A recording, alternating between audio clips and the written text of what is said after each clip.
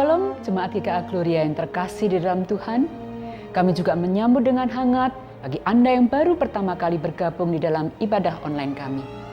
Dimanapun Anda berada, baik di Surabaya, di seluruh Indonesia, atau bahkan di luar negeri, kita percaya kita dipersatukan di dalam kasih Tuhan kita Yesus Kristus. Allah yang telah memanggil kita untuk kita beribadah kepadanya. Mari kita siapkan hati kita untuk datang menyembah Dia. Selamat hari Minggu, selamat beribadah, Tuhan Yesus memberkati.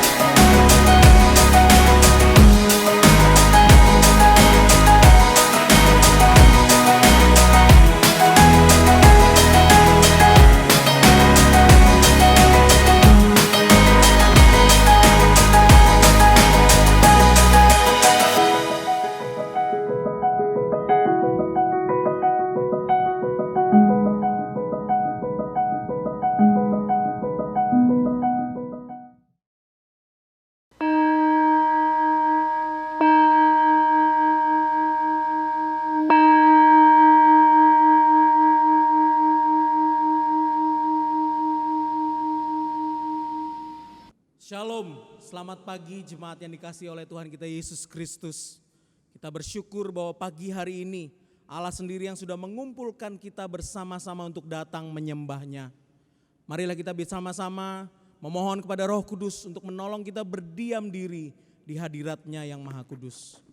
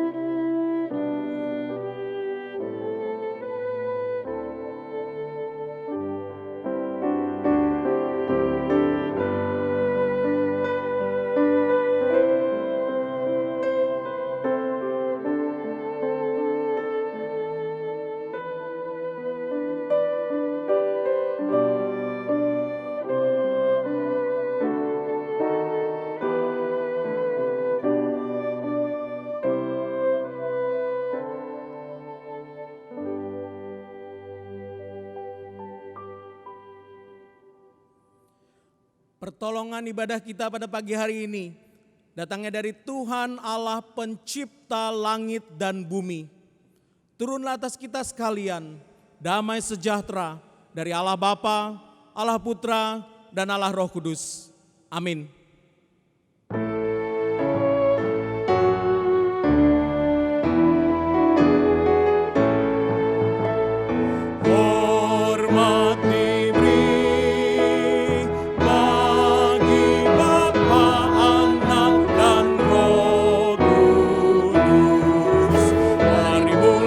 Sampai sekarang dan seterusnya.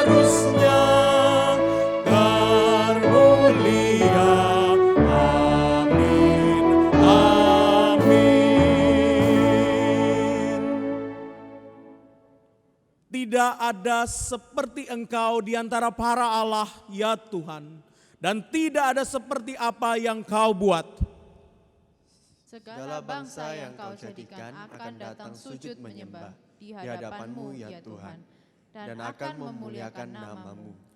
Sebab Engkau besar dan melakukan keajaiban-keajaiban.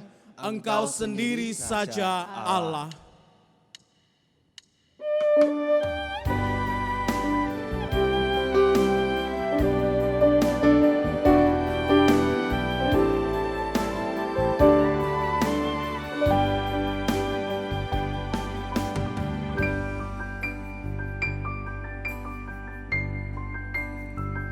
Bila ku lihat bintang gemerlapan dan bunyi guru riuh ku dengar, ya Tuhanku, tak putus aku heran melihat ciptaanmu yang besar.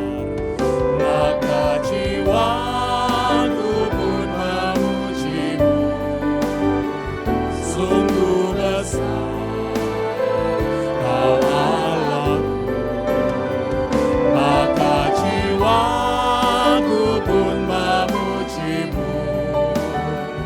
sungguh besar Kau Allahku.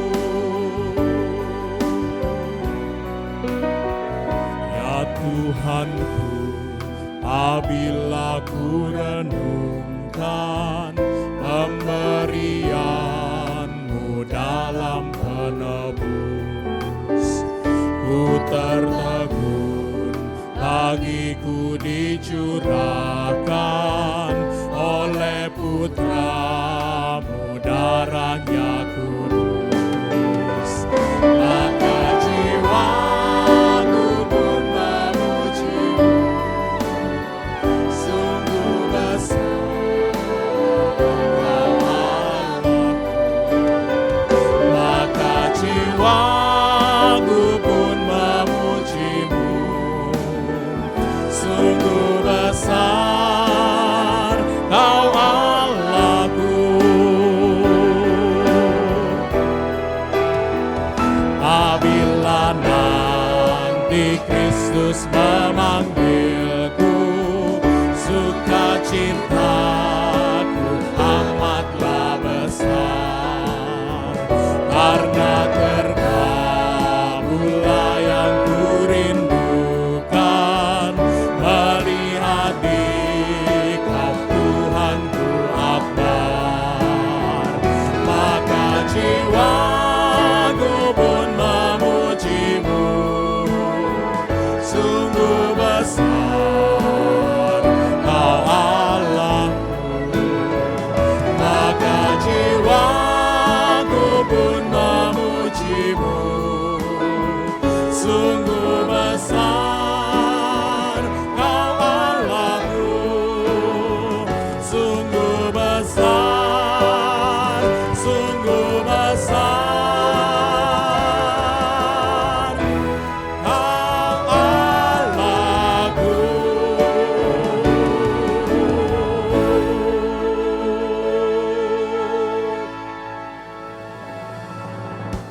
Mari kita bersatu dalam doa. Sungguh besar Engkau Allah Bapa di sorga. Kebesaran dan kemuliaan-Mu mengatasi langit. Karya dan pemeliharaan-Mu nyata dalam hidup kami. Kasih anugerah-Mu nyata lewat pengorbanan anak-Mu, Tuhan kami Yesus Kristus. Menebus kami dari jerat dosa dan maut. Tuntunan-Mu sungguh nyata pula dalam hidup kami. Lewat kehadiran Roh Kudus di setiap langkah hidup kami sesehari. Di hadapan tahta kudus-Mu ini pula kami menyadari keberdosaan kami. Kegagalan-kegagalan kami untuk mengasihi-Mu dan mengasihi sesama kami. Tuhan, dengarkanlah pengakuan dosa pribadi kami dengan jujur di hadapan-Mu sekarang.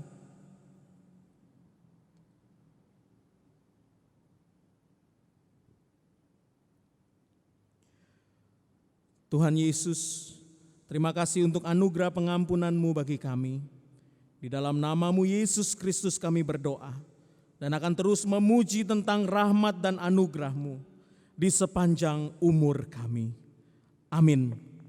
Saudara yang terkasih, dengarkanlah janji pengampunan dari Tuhan yang terambil dari Yesaya 44 ayatnya ke-22.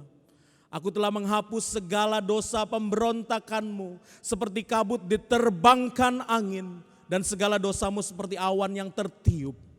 Kembalilah kepadaku sebab aku telah menebus engkau. Jemaat, kita semua sudah diampuni oleh Tuhan. Silahkan duduk. Saudara, mari kita memuji rahmat dan anugerah Tuhan yang mulia itu.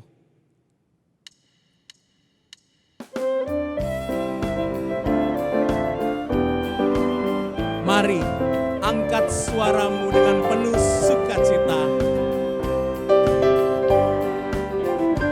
Ku mau puji tentang rahmat dan anugerah-Mu, ku puji, ku puji. Ku mau puji tentang rahmat dan anugerah-Mu, ku mau puji tentang anugerah-Mu, agar mereka tahu dan setiamu, dan setiamu, agar mereka tahu dan setiamu selama-lamanya. I will sing of the mercies of the Lord forever. I will sing, I will sing, I will sing of the mercies of the Lord forever. I will sing of the mercies of the Lord. With my mouth will I make known thy faithfulness, thy faithfulness. With my mouth will I make known thy faithfulness to all generation. Ku mau puji tentang rahmat dan anugerah-Mu, ku puji, ku puji. Ku mau puji tentang rahmat dan anugerah-Mu, ku mau puji tentang anugerah-Mu, ku mau puji tentang anugerah-Mu, ku mau puji tentang anugerah-Mu.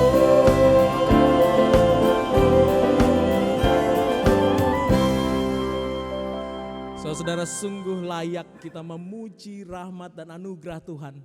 Karena hanya oleh karena kasih dan anugerah Tuhan, kita semua dipulihkan. Mari kita bersama-sama mempersiapkan hati kita untuk memuji, memuliakan Tuhan dan berseru kepadanya. Berseru, memohon agar Dia melawat kita, agar Dia memulihkan kita, agar Roh-Nya yang kudus itu memenuhi seantero hati kita.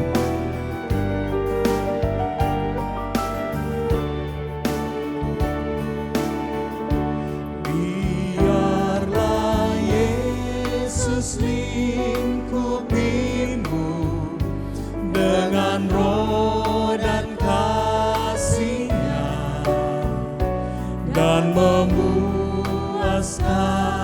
dahaga jiwamu. Biarlah Dia angkat bebanmu, memulihkan hidupmu, bak merpati Roh-Nya turun atasmu. Mari berseru kepadanya. Yesus,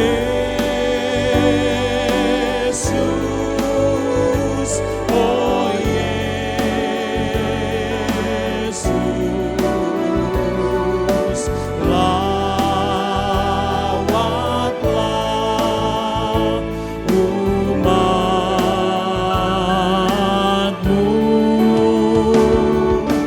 Yesus,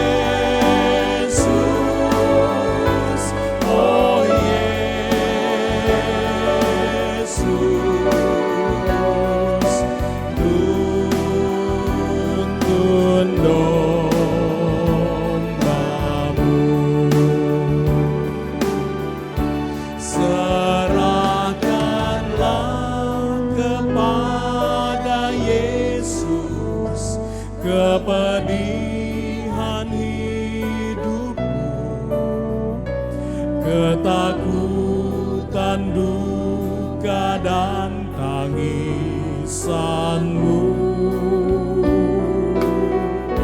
Rohnya akan datang menghiburmu, mendamaikan hatimu, tegar hadapi hidup bersamanya.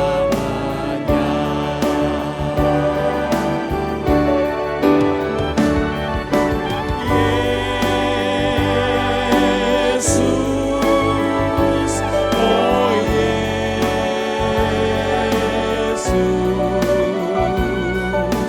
lawatlah umat-Mu.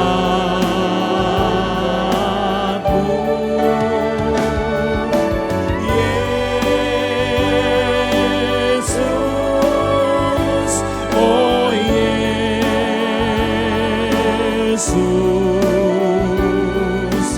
tuntun domba-Mu.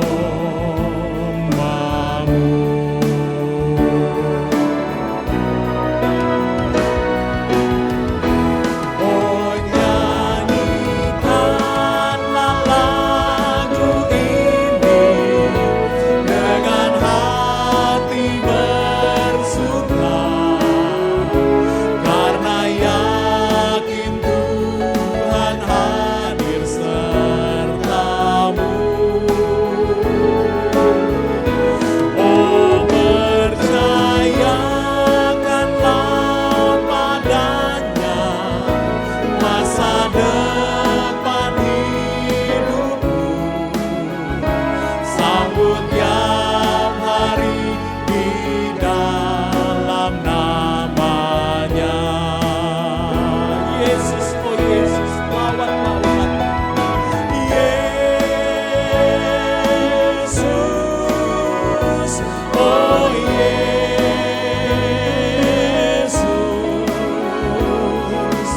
lawatlah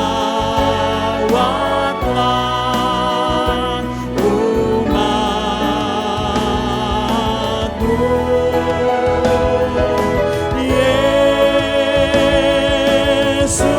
Yesus, oh Yesus, tuntun domba-Mu.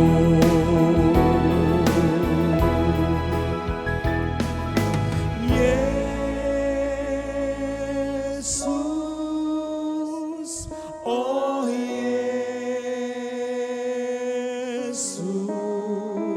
Yesus, lawatlah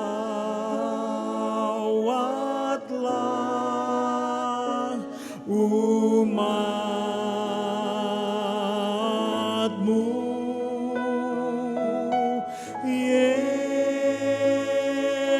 Yesus, oh Yesus,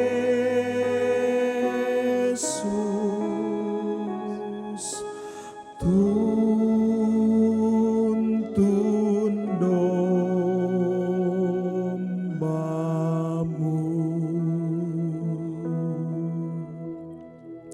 Saudara, mari kita masuk dalam doa. Pakailah beberapa detik ke depan ini untuk menaikkan seru doa pribadimu. Berserulah kepadanya, karena Dia bukan Tuhan yang jauh, Dia Tuhan yang dekat, dan Dia Tuhan yang mendengarkan setiap seru dan doa kita. Berserulah kepadanya sekarang.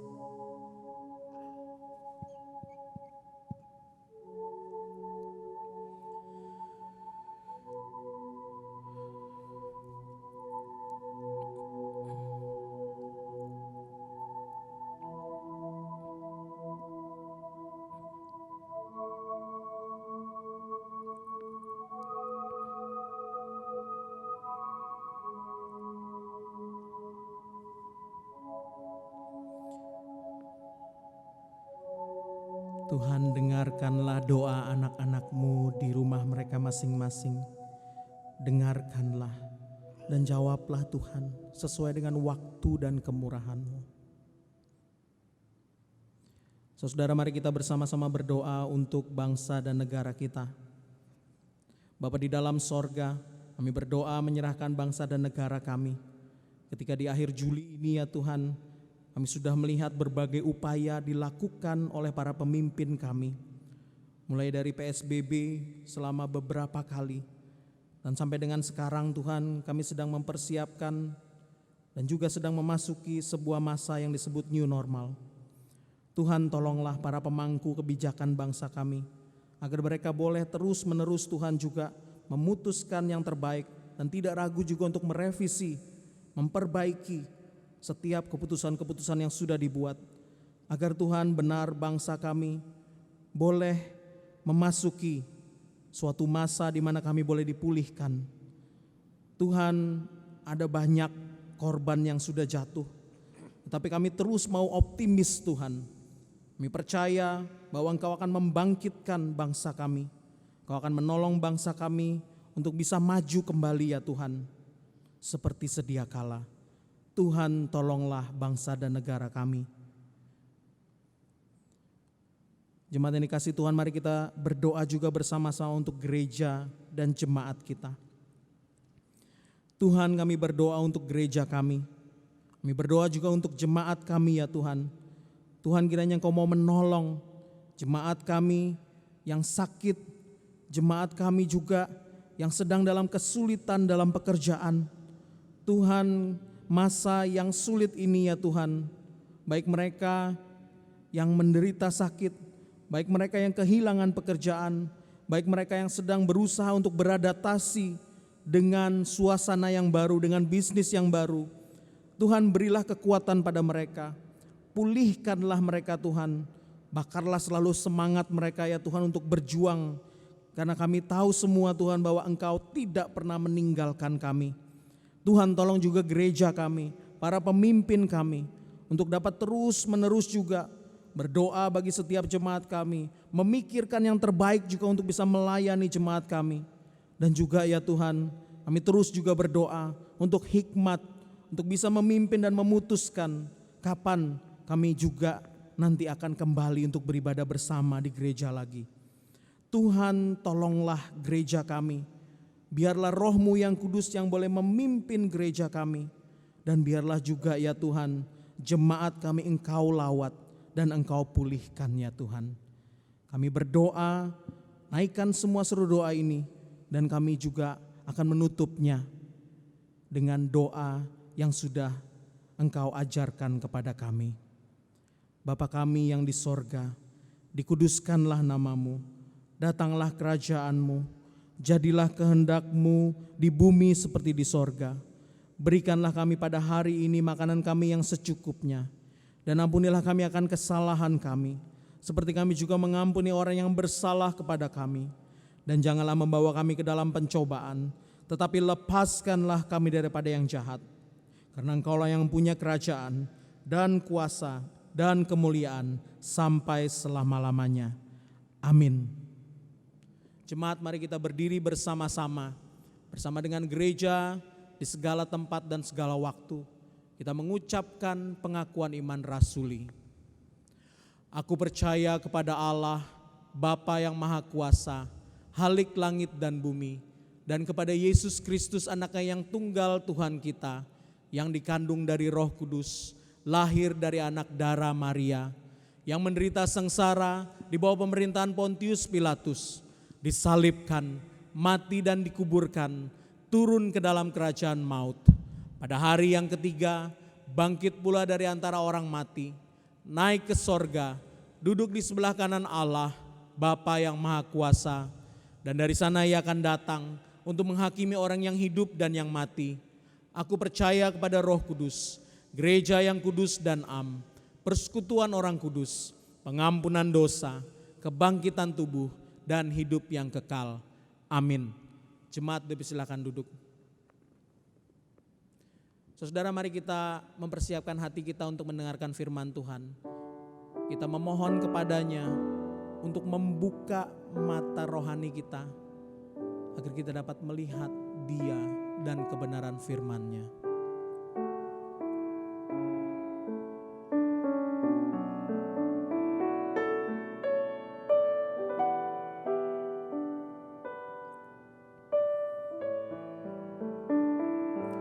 buka mataku ya Tuhan.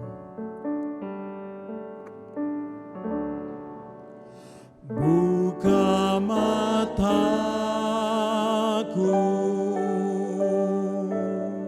melihat-Mu Yesus, ku ingin dekat-Mu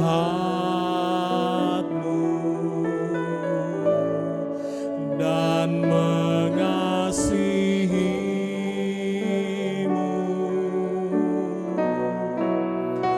Buka telingaku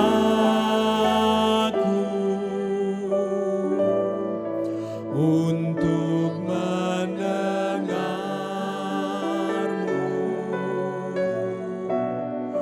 Oh, buka mataku melihat-Mu Yesus.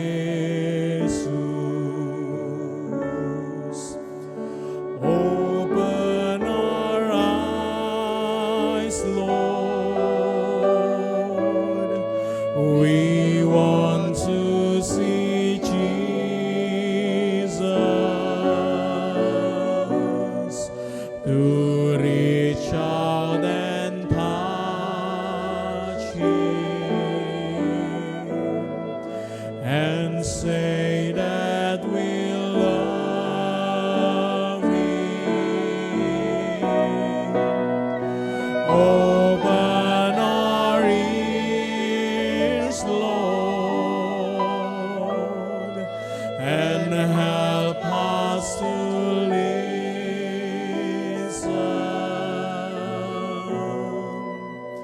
Open our eyes, Lord.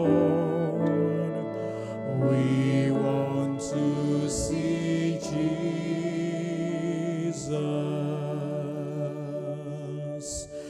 Oh, buka mataku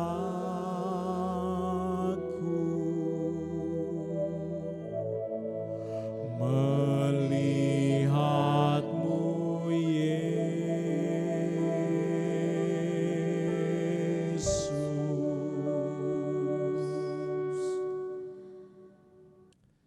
Shalom, selamat pagi Bapak Ibu Jemaat yang dikasihi Tuhan. Mari kita akan bersama-sama membuka firman Tuhan yang kiranya boleh menolong kita. Tetapi sebelumnya saya mengajak kita lebih dulu berdoa, mohon penyertaan dari Allah supaya saat kita membaca dan merenungkan sabdanya Tuhan hadir dan menolong kita. Mari kita berdoa. Ya Bapa, kami mengucap syukur karena Engkau adalah Allah yang hidup. Seperti lagu yang tadi kami nyanyikan, biarlah Engkau membuka mata kami untuk boleh melihat Tuhan di dalam hidup kami. Bahwa Engkau adalah Allah yang terus bekerja dan menolong setiap kami. Biarlah Roh Kudus yang bekerja sekarang sehingga pemberitaan firman-Mu ini boleh menjadi berkat bagi kami semua. Hanya di dalam nama Tuhan Yesus kami berdoa. Amin. Mari kita bersama-sama akan melihat satu bagian firman Tuhan. Pada kesempatan hari ini saya akan mengajak kita melihat dalam Injil Yohanes pasal yang ke-9 ayat pertama sampai dengan ayat yang ke-7. Injil Yohanes pasal yang ke-9 ayat pertama hingga ayat yang ke-7. Begini sabda Tuhan. Waktu Yesus sedang lewat, ia melihat seorang yang buta sejak lahirnya. Murid-muridnya bertanya kepadanya, Rabi, siapakah yang berbuat dosa, orang ini sendiri atau orang tuanya, sehingga ia dilahirkan buta? Jawab Yesus, bukan dia dan bukan juga orang tuanya, tetapi karena pekerjaan-pekerjaan Allah harus dinyatakan di dalam dia. Kita harus mengerjakan pekerjaan Dia yang mengutus aku. Selama masih siang akan datang malam, di mana tidak ada seorang pun yang dapat bekerja. Selama aku di dalam dunia, akulah terang dunia. Setelah dia mengatakan semuanya itu, ia meludah ke tanah dan mengaduk ludahnya itu dengan tanah, lalu mengoleskannya pada mata orang buta tadi, dan berkata kepadanya, pergilah, basuhlah dirimu dalam kolam Siloam. Siloam artinya yang diutus. Maka pergilah orang itu, ia membasuh dirinya, lalu kembali dengan matanya sudah melek. Sampai di sini pembacaan firman Tuhan. Yang berbahagia adalah kita yang bukan hanya membaca dan mendengar, tetapi yang menyimpan dan melakukan dalam kehidupan kita sehari-hari. Bapak Ibu jemaat yang dikasihi oleh Tuhan, saya mengingat satu ketika beberapa bulan yang lalu, saya bersama dengan istri saya memandang mesin cuci kami. 2 hari sebelumnya mesin cuci itu masih berfungsi, masih bisa dipakai. Tapi hari itu ternyata dia rusak, kami tidak bisa menggunakannya. Saya sudah berusaha mengutak-atik semampu saya supaya bisa dipakai kembali, tetapi ternyata tidak. Saya kemudian mencoba mencari tahu service center yang bisa memperbaikinya. Setelah mendapatkan nomor yang saya butuhkan, kami menghubunginya dan kemudian oleh salah seorang petugas disebutkan bahwa keesokan harinya akan ada orang yang datang ke rumah untuk memperbaiki. Dan benar saja seperti yang sudah dijanjikan, keesokan harinya ada seorang pria datang, dia membawa kotak perlengkapan, masuk ke dalam rumah kami dan kemudian melihat mesin itu. Dia tidak lama kemudian membuka kotak peralatannya dan mulai bekerja. 30 menit kurang lebih dia bekerja. Dan mesin itu kembali berfungsi. Pada saat saya melihat itu saya berpikir luar biasa. Untuk sebuah alat mesin yang rusak, ada seorang teknisi yang sanggup memperbaikinya. Sehingga dia kembali bisa berfungsi. Lalu kemudian tiba-tiba saya terpikir tentang kehidupan kita Bapak Ibu. Kita sedang memasuki situasi yang tidak mudah hari-hari ini. Kita sedang berada pada situasi yang memang memaksa kita untuk mengubah banyak hal. Mengubah hidup kita, mengubah pola kerja kita, mengubah segala sesuatu yang kita lakukan sehari-hari. Ada di antara kita yang tentu mengalami dampak-dampaknya secara langsung dan merasakan akibatnya yang tidak terlalu mudah. Kita mengalami kesulitan keuangan barangkali, kesehatan, hubungan, relasi dan lain sebagainya. Pada saat hidup kita mengalami gangguan, hidup kita mengalami situasi seperti itu. Terpikirkah kita adakah seorang teknisi, seorang yang sanggup memulihkannya? Saya membutuhkannya. Saya tidak tahu bagaimana dengan Anda, tapi saya membutuhkan pribadi tersebut dalam hidup ini. Bapak Ibu, hanyalah satu pribadi yang sanggup melakukannya, yaitu Tuhan kita Yesus Kristus yang sanggup memulihkan bukan saja hidup kita, tetapi juga membawa pemulihan yang menyeluruh. Dia yang sanggup untuk menyelamatkan kita dari segala sesuatu. Dan bicara tentang pemulihan, mari kita kembali kepada teks yang kita baru saja baca tadi. Yohanes menggambarkan Tuhan Yesus hari itu dia sedang lewat. Dan bukan hanya demikian, dia juga disebutkan melihat seorang yang berbeda. Berbeda? Apanya yang berbeda? Ini yang Yohanes catat tentang orang tersebut.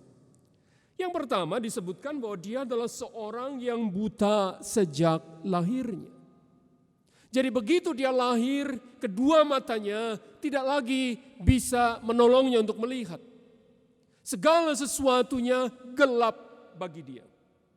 Dan bukan hanya itu, Tuhan Yesus menjumpai dia sedang berada di tepi jalan dan orang-orang mengenalnya bahwa dia adalah seorang pengemis. Bapak Ibu, seorang yang saya bayangkan dengan pakaian yang kumal barangkali, berteriak memohon belas kasihan dari orang-orang yang lewat, karena memang itulah yang hanya bisa dia kerjakan. Bapak Ibu, pada zaman itu orang-orang yang mengalami kondisi seperti itu yang tidak sempurna tubuhnya, jelas mereka tersisih dari masyarakat. Tidak ada seorang pun yang mau memakai dia, meminta jasa atau tenaganya untuk bekerja karena keterbatasan itu. Barangkali satu-satunya kesempatan dia mendapatkan nafkah adalah dengan memohon belas kasihan menjadi pengemis. Dan bukan hanya itu, pada saat Yesus dan murid-muridnya melihat orang ini, maka mereka saling berbicara satu sama lain dan mulai mengajukan pertanyaan, siapakah yang telah berbuat dosa? Apakah diri orang itu yang buta atau kedua orang tuanya? Sehingga dia lahir dengan kondisi yang tidak sempurna. Bapak Ibu, bisakah kita membayangkan situasi itu? Buta sejak lahir, tersisih, menjadi pengemis, dan harus bertanya, siapakah yang berdosa? Tapi puji Tuhan, Yesus Tuhan kita tidak tinggal diam. Pada waktu dia melihat orang itu, maka dia bertindak. Tuhan tidak menghakiminya, Tuhan tidak mempertanyakan sebab kebutaannya karena dosa siapa, tetapi Tuhan langsung bertindak. Dia kemudian meludah ke tanah disebutkan, membuat semacam campuran ludah dengan tanah, kemudian mengoleskan pada kedua mata orang buta itu, dan lalu menyuruhnya untuk pergi ke kolam Siloam. Penyebutan kolam Siloam bukan tanpa sebab, karena memang orang itu diutus untuk pergi ke sana oleh orang yang tidak pernah dia jumpai sebelumnya, orang yang tidak pernah dia kenal, yang hari itu hanya dengar suaranya menyuruhnya untuk pergi dan membasuh kedua matanya.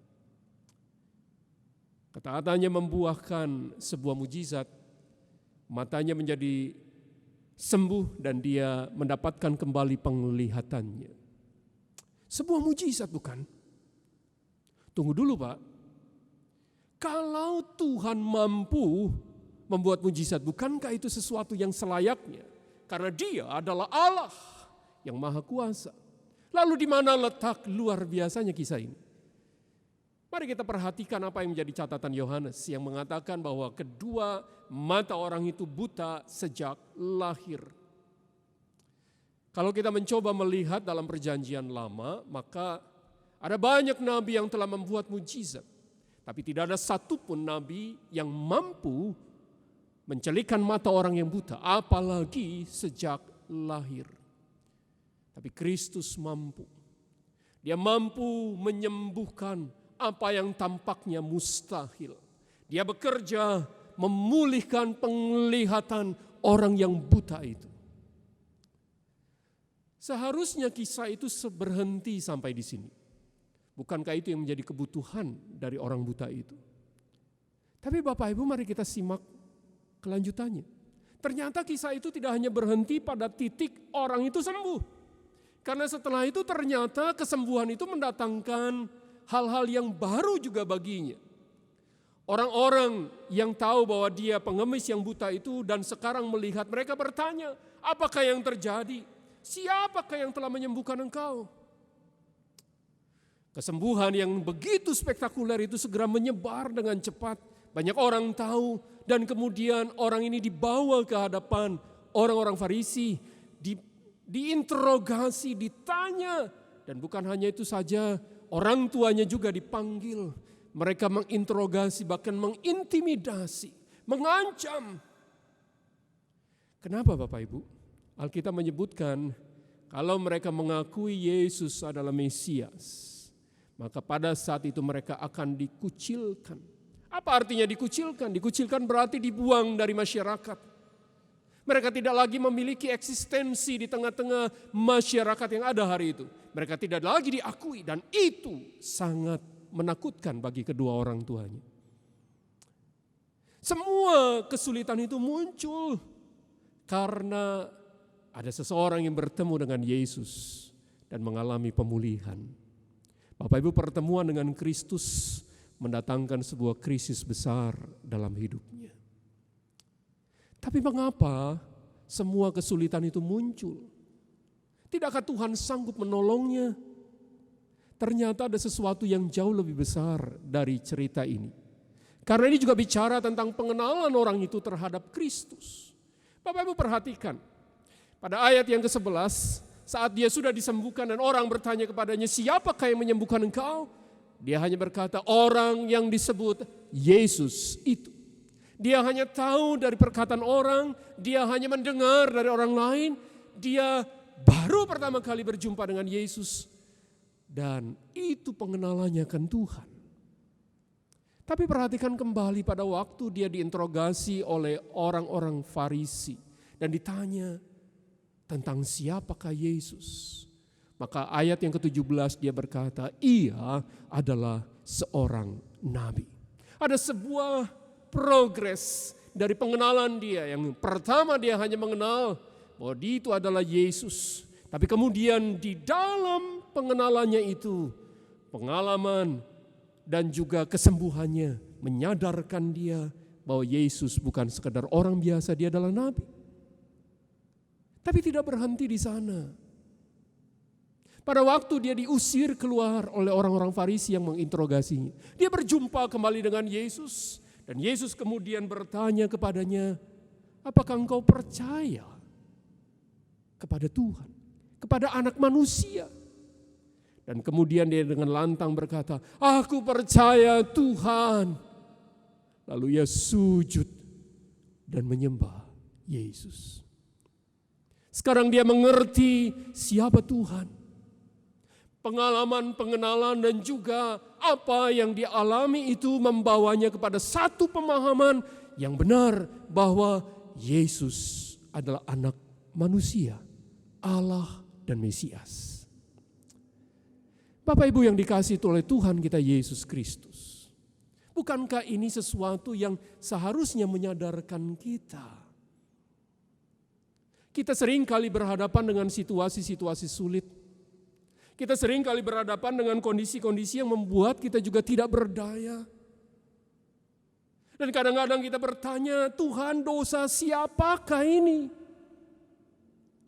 Saya mendengar dan membaca kesaksian orang-orang yang PDP Bapak Ibu. Pasien dalam pengawasan karena virus yang melanda kita. Ditempatkan di tempat terisolasi, sendirian di tengah-tengah kesakitannya. Dia juga berseru dan bertanya dengan suara keras barangkali, Tuhan, mengapa ini terjadi? Dosa siapakah? Apakah dosa yang sudah aku perbuat kepadamu? Barangkali juga teriakan yang sama muncul dari orang yang karena dampak ini mengalami PHK. Kehilangan pekerjaannya dan dia berteriak, Tuhan, dosa apakah yang telah aku perbuat padamu? Mungkin dalam kisah yang lain kita juga bisa menjumpai ada orang-orang percaya, barangkali Anda dan saya juga meneriakkan hal yang sama, dosa apa yang telah aku perbuat Tuhan? Tapi sesungguhnya melalui kisah ini kita menemukan satu kebenaran bahwa Yesus adalah Allah yang sanggup memulihkan segala sesuatu. Tetapi bukan hanya di sana.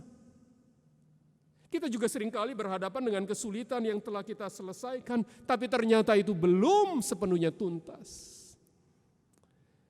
Kenapa Bapak Ibu? Karena sesungguhnya Tuhan sedang menolong kita untuk maju selangkah lagi mengenal Dia. Tetapi kenapa sekali lagi kisah ini muncul? Ditulis oleh Yohanes tentang perjumpaan dan juga karya Kristus. Karena sebenarnya kisah ini tidak hanya berhenti pada ada orang yang buta yang disembuhkan, kemudian dia mengenal Tuhan sebagai Mesias, Allah yang hidup itu, tetapi ini juga bicara tentang satu kisah yang jauh lebih besar. Ini bicara tentang Yesus sendiri.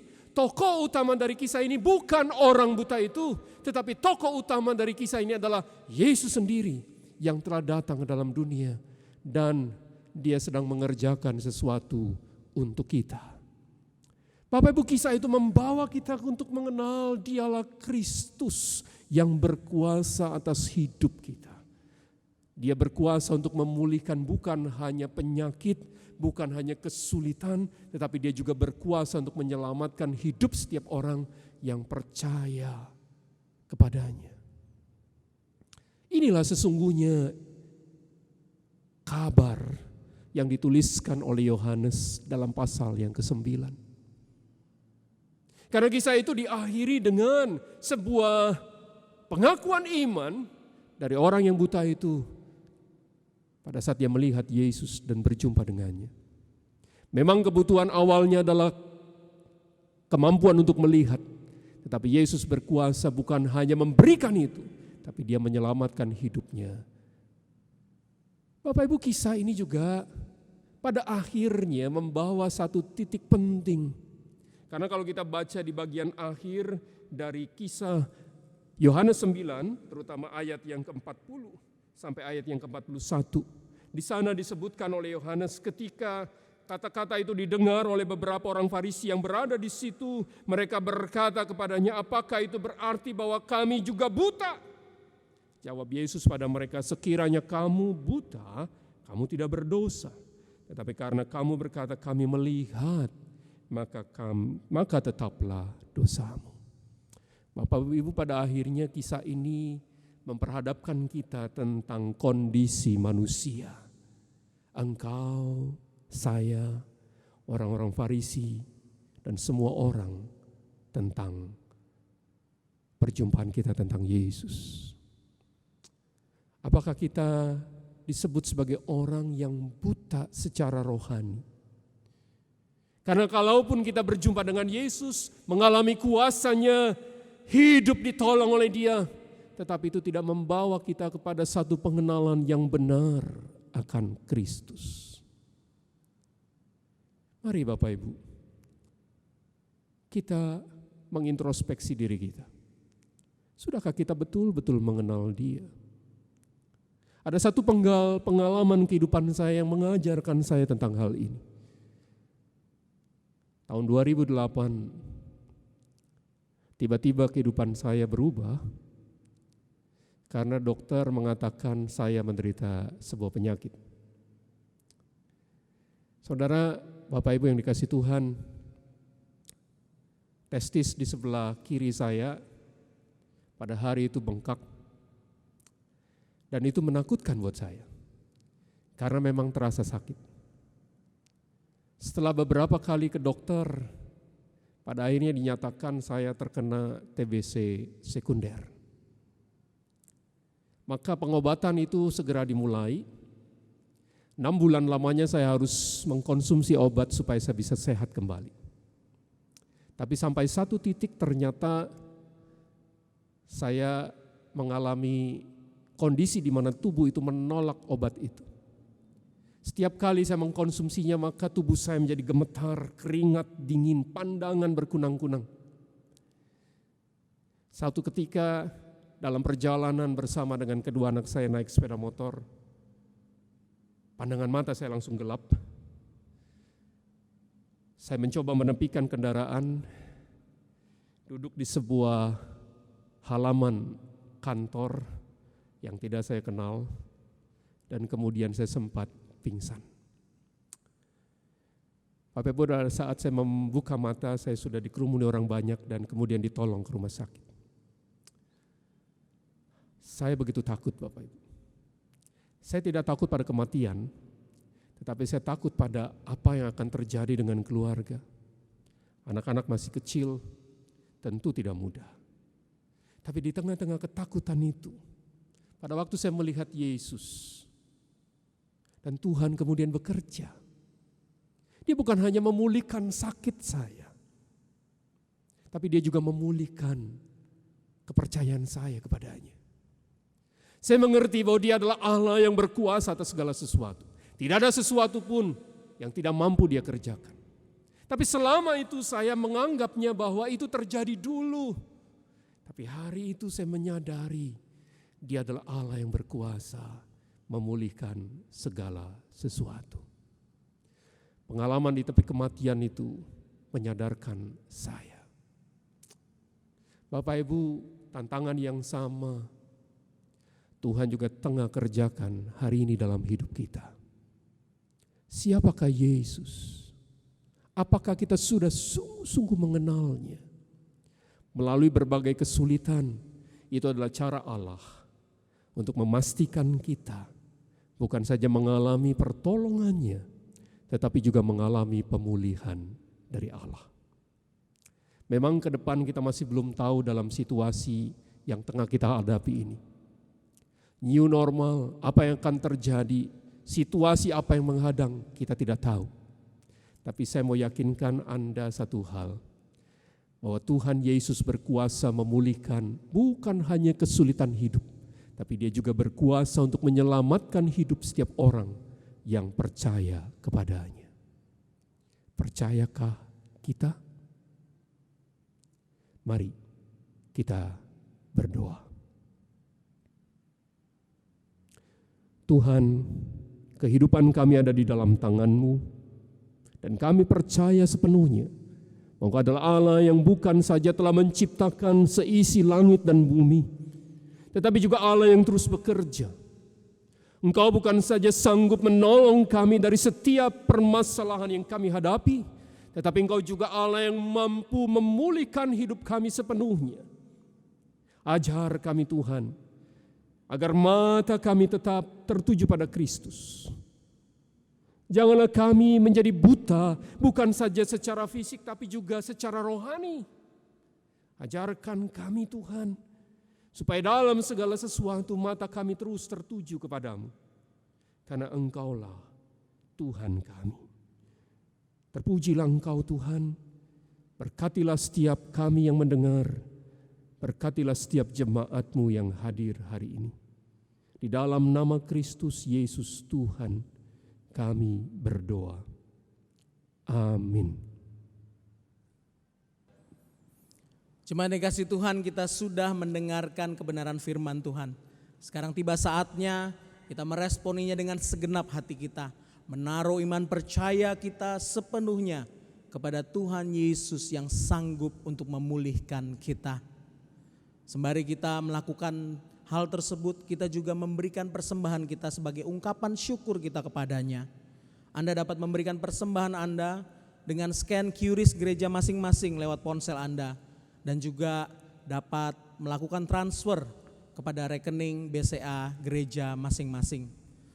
Setelah kita selesai memberikan persembahan, mari kita bersama-sama menyanyikan KPPK 222, Ku Percaya Pada Yesus.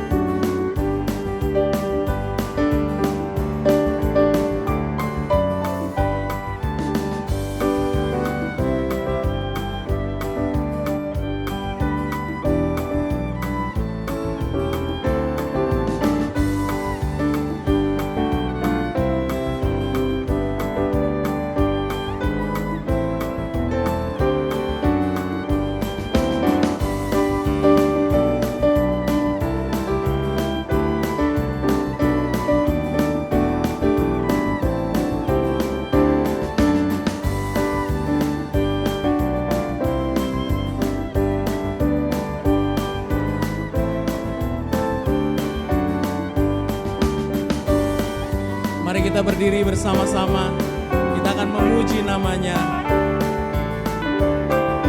Ku percaya pada Yesus dan firman-Nya yang bakal. Ku bersandarkan janji-Nya, turut sabda yang mulia. Yesus ku percaya selamanya setia. Yesus indah mulia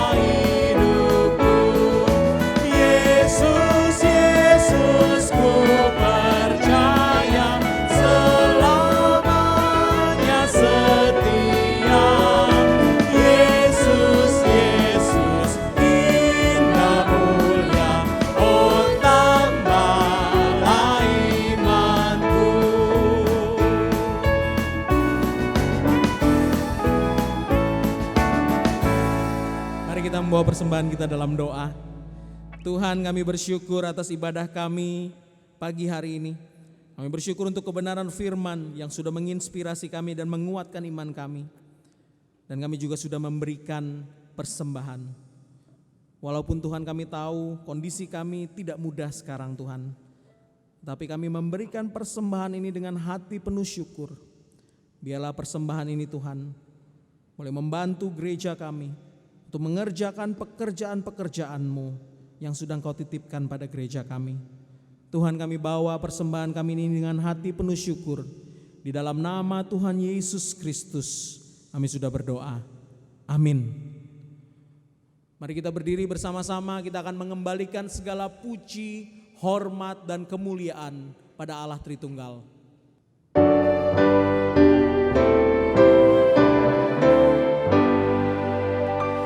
Puji Allah Bapa Putra, puji Allah Roh Kudus, ketiganya yang esa.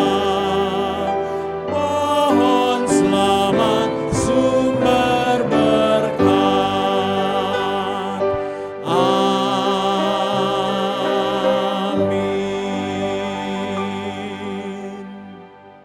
Marilah kita sekarang menghadapkan wajah kita pada Tuhan dan terimalah berkat dari Dia.